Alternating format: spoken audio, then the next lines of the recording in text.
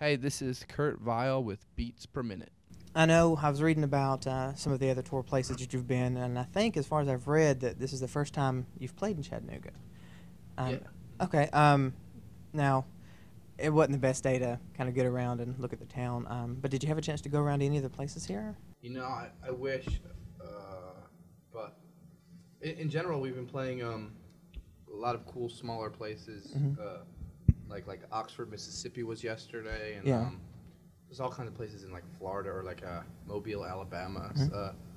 Places we never played, and I just take it as it comes. I like enjoy just driving through Yeah. like the countryside. Mhm. Like I don't get too uptight about it. But Yeah.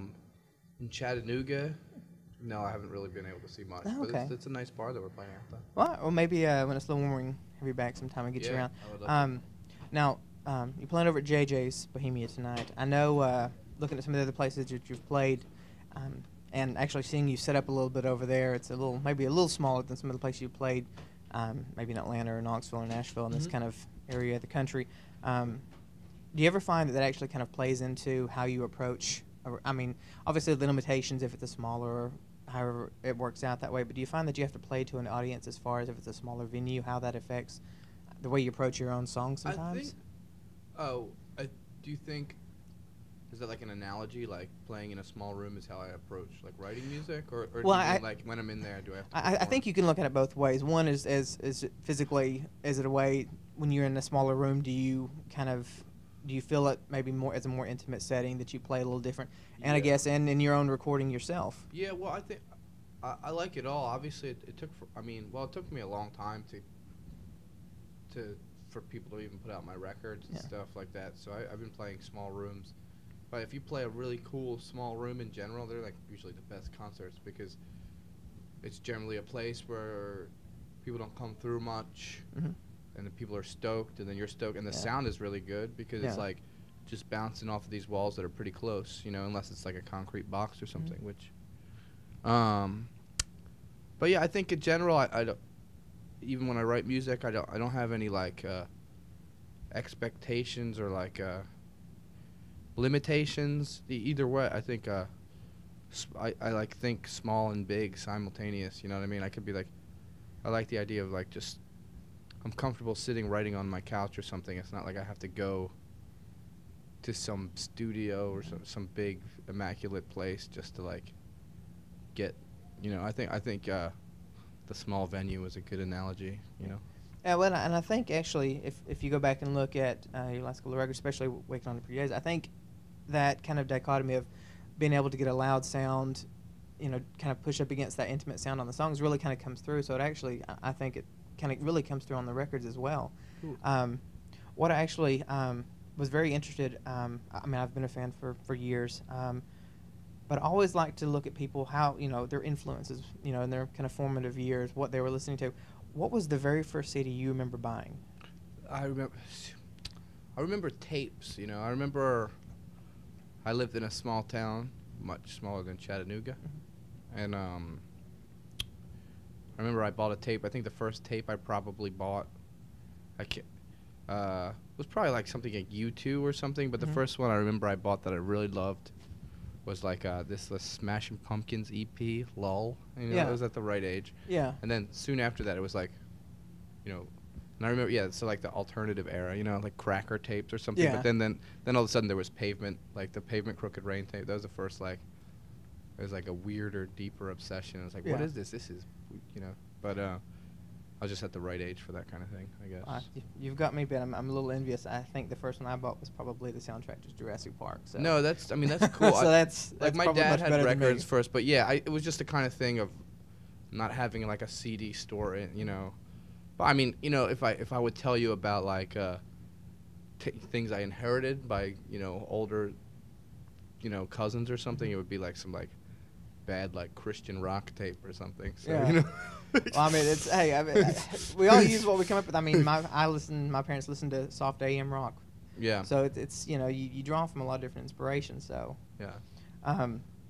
Now, you talked about being the right age for the Smashing Pumpkins EP. Was there a particular record, or tape, that when you first listened to it, it was kind of like, a light bulb going on. This is what I have to do. It's not necessarily a choice you Yeah. felt. It's just this is what I have to do. Yeah, well, like I said, I think like the Smashing Pumpkins thing, especially that that EP, like it was very new, and once they got really like, honestly, it just doesn't hold up the same. I mean, I think that EP probably still would for me, but like, it was so angry and no humor, and his voice was so like, it wasn't actually that good. So if you look back, like Siamese Dream, he got angrier and angrier, and so that. But like, I really think just like stuff like, or Pavement, or even like this. I was just at the right age. I mean, I loved classic rock. I love like Creedence and stuff. But I feel like the Pavement thing, and then by extension, like Silver Jews or something like. And I remember Silver Juice kind of for me too, going back after hearing some of the later ones, the Arizona record and things like that, the early ones. So. But it's like Starlight Walker in particular, like Trains Across the Sea. It was just like the lyrics are still good. I think about them now because me and my wife, we have revisited them, and they still hold up. And my daughter loves them now, and she'll like randomly. My oldest daughter is into Word, and she'll like randomly quote Silver Jews. It's so funny. The other day she was like just playing, and then she was like, "Snow falls down all beautiful and stupid." It's really funny. That's gotta be like a real proud parent moment right there. But yeah, so it's interesting to see what holds up and what doesn't, and you know what I mean. It's like people can have like there's indie rock of the '90s that you can definitely make fun of, and then there's stuff that holds up, and it's its own thing. It's like definitely it's not like they knew how to play guitar that good, like all of them, but somebody like that is just lyrics are so good, and like just this is very relatable human delivery and like the tone of his voice. Yeah. Well, if we would, you had a couple of records before signing to Matador Records. Constant Hit Maker came out, and that was actually the first one that you put out. And the last couple ones you had Childish Prodigy, and before that Smoke Ring for My Hello, and of course recently Waking on in Pretty Days. The previous ones I think you had were maybe Wood Cyst, Mexican Summer, I think were smaller labels. Yeah, Gotta Saying the She was on that. Yeah. Now, when you made the transition to Matador, did that change any of kind of the way that you approached it, or the way that people maybe approached you about recording the music? Like I still did my own thing. I had Childish Prodigy recorded basically the whole thing when I shopped it to Matador. So I kind of got signed. There was interest in me by labels, and when I got signed by Matador, I got signed for basically like the fact that I had all these recordings that were like, I kind of figured it out, and I was putting them out on all these labels, like definitely lo-fi, but and then the Childish Prodigy record, that was like me recording in my friend's studio, so it was like a little more quality than the home recording, so I was saving that for a bigger label, and so they put that out, and then I put an EP out after that called Square Shells, which was also like home recordings. So that was like just me doing my whole aesthetic the whole way through. But Smoke Ring for sure, that was like I was encouraged to get a producer. That was definitely like a kind of growing, maturing kind of thing that it was hard. And it was, definitely like certain people who are like the heads of the like psychedelic lo-fi thing, or sort of hipsters or whatever, or just people who just like more psychedelic stuff. There were definitely some people were not that into it, and but then there was much larger. It just turned out to be had more mass appeal, I guess. You know what I mean? Yeah, I mean, and of course with Matador having such a wider kind of range of influence. I mean, obviously that was just right off the bat you had a much larger audience, I think, with their kind of publicity behind it and things like that. But that's the whole thing where like a lot you can sign to Matador.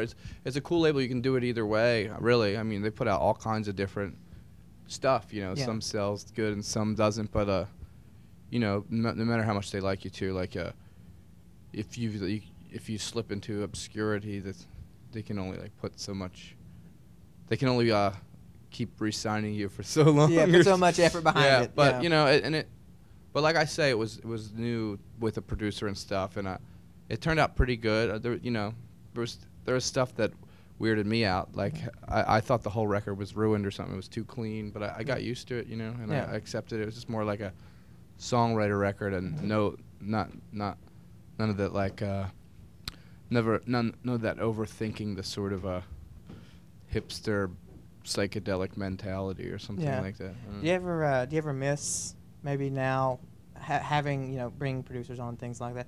Do you ever maybe listen to those early recordings and wish you could maybe go back to that a little bit? Oh, I or- mean, I still do it all the time. I record with friends all the time. I just put out this cool little tape with this band we're touring with, the VBA. Mhm. I have tons of that stuff still. Yeah. I'm into doing all styles, Yeah. and we're definitely going to be recording at home or like Mhm. amongst ourselves and my friends I have who have equipment Mhm. more so than the producer all the way through this time around. I'm pretty sure, but we're just going to see where it takes us. I like it all. I'm not opposed to any of it. Now, talking about keeping doing it, well, I think maybe a week or two ago, maybe beginning of the month, you released an EP with Robert Robinson, Sore Arrows. Yeah. Now, that was kind of a collection of songs that you had been recorded, written for a long time, Yeah. some years, right? Yeah, that's really old. When did you, I guess, and him decide that was something you kind of wanted to put out there? We've for been people? talking about for a long time, mainly the title track, which is like he recorded it. He went to Emerson and he recorded it for he had like an art of noise class or something. Yeah. And I had just gotten recording equipment, and he came over to my house and just played this simple like acoustic guitar to drum machine. And then while he was gone, I added all these like pianos and stuff, and or Wurlitzers and whatever. We just got all experimental, and that recording itself was just always really special, and we always wanted to put it out. And then he found a label. This was years ago, like 2008 or 9.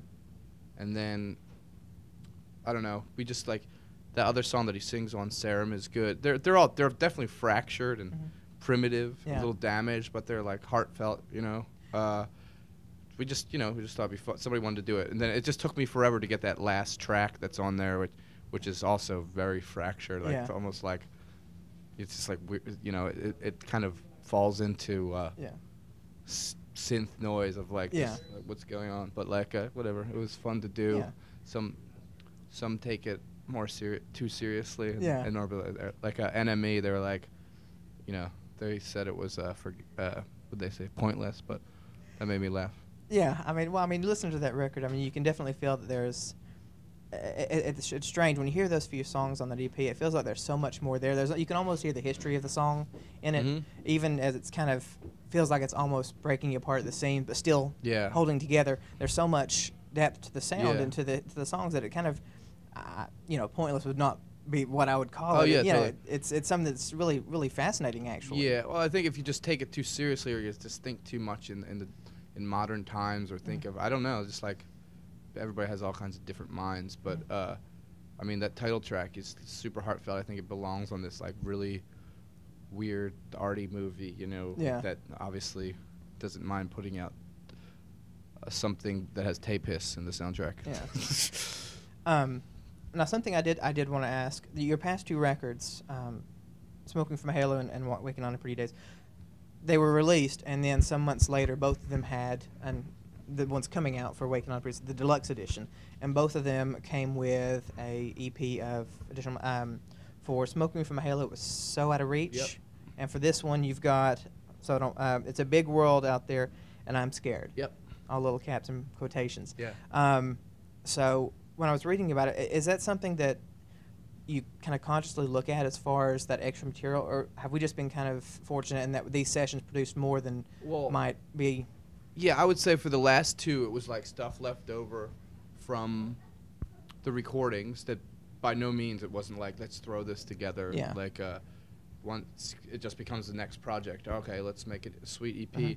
But, Matador sort of, I guess, for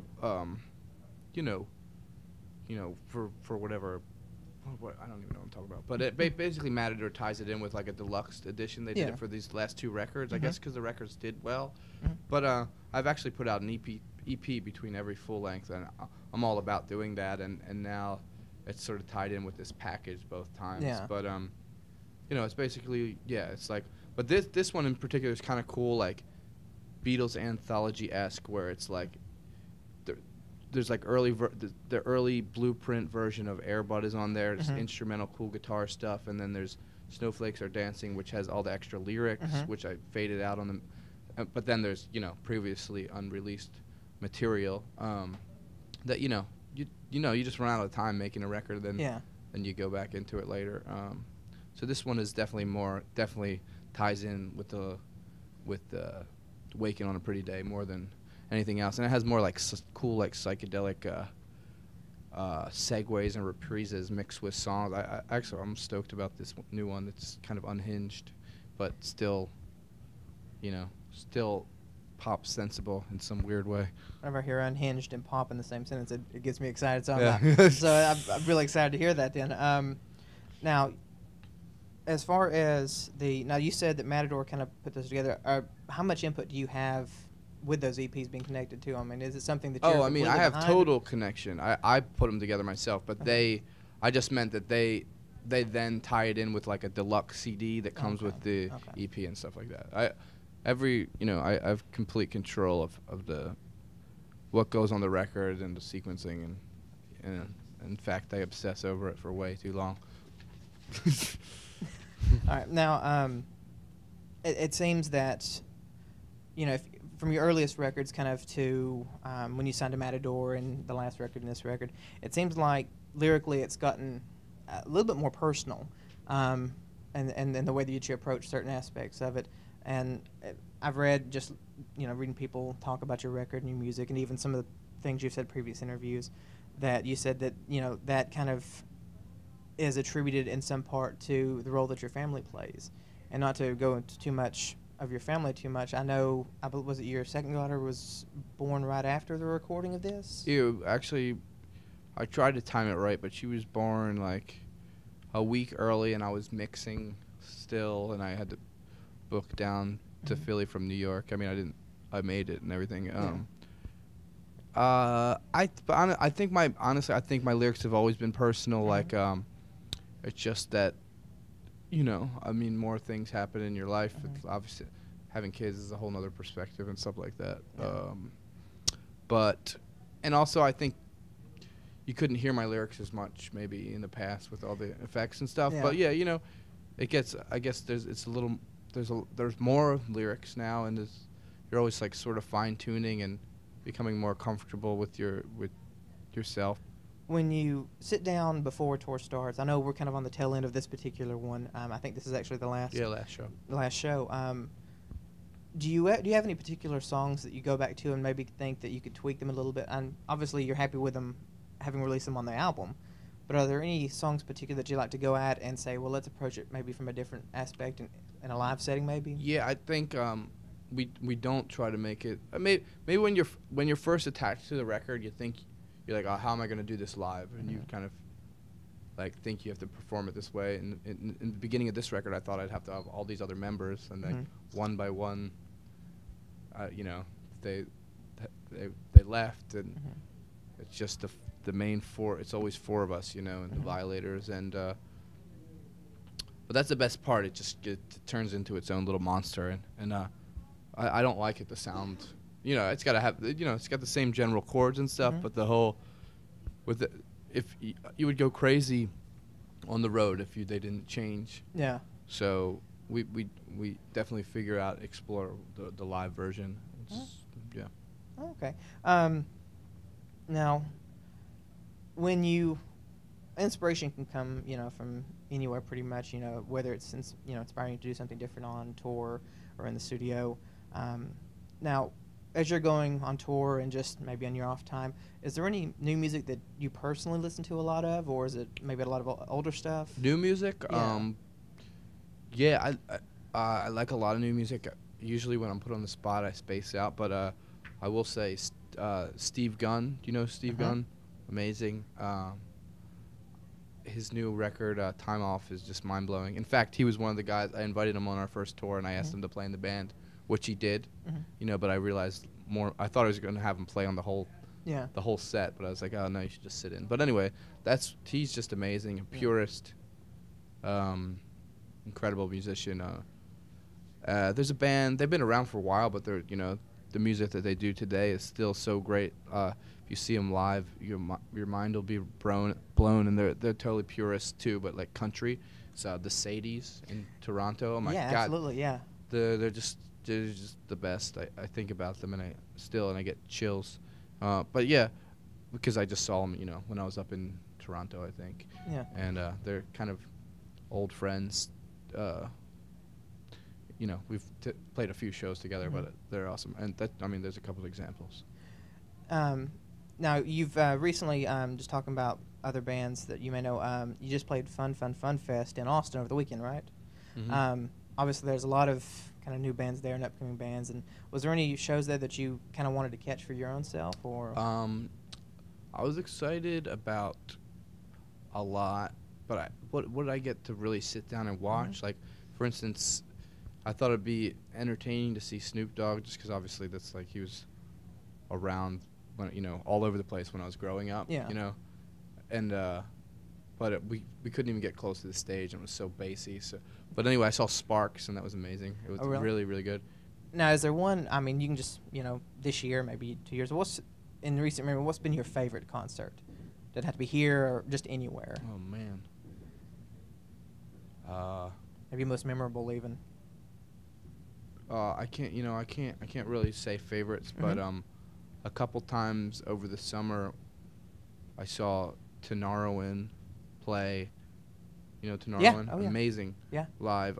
In fact, also the first time I saw them was they played this little festival called Desert Days in between Coachellas, and also my friends, another new band I like, or they're not new, but they're friends of mine too, is Warpaint. They're like an amazing live band. Yeah. Incredible. So anyway, they played this little festival, Desert Days, and then after Warpaint played, which was awesome, Tenarowin played. But then I've seen Tenarowin a few times, you know, all over Europe, and this one time in particular in Switzerland. This is mind-blowing. You know, that's so spiritual. It's like the realest. Yeah. So yeah. After today, you're going to take a little bit of a break. I think your actual next show is in Stockholm, I think, if I read it correctly, in Sweden. Okay. Sometime, I think, in the first week of December, maybe. Yeah. I think we play Belgium first, but we definitely do go to Stockholm. Okay. Do you have any plans for that downtime at all? Downtime? In between? Yeah, in between Oh yeah, tonight well, you know, and Thanksgiving. I'm gonna go home chill with my family. We're gonna have Thanksgiving over my parents' house. I'm one of 10 kids, and some of those kids have kids, so it's usually awesome. Full house. Yeah. All right. Yeah. Finally, last question: Dead Milkmen or Dead Kennedys? Dead Milkmen. I mean, I respect the Dead Kennedys, but and Gerard Cosloy would kill me for this, but you know, that's why I didn't grow up on hardcore so much. I respect it, but you know, I don't know. You can't really beat 2 feet off the ground or something like that. Yeah. Yeah. All right. Well, I really appreciate you taking the time. I know you've got to get back over to the venue pretty soon and get out on stage. But I really appreciate it, and thank you so much, man. All right. Thanks. And I appreciate it.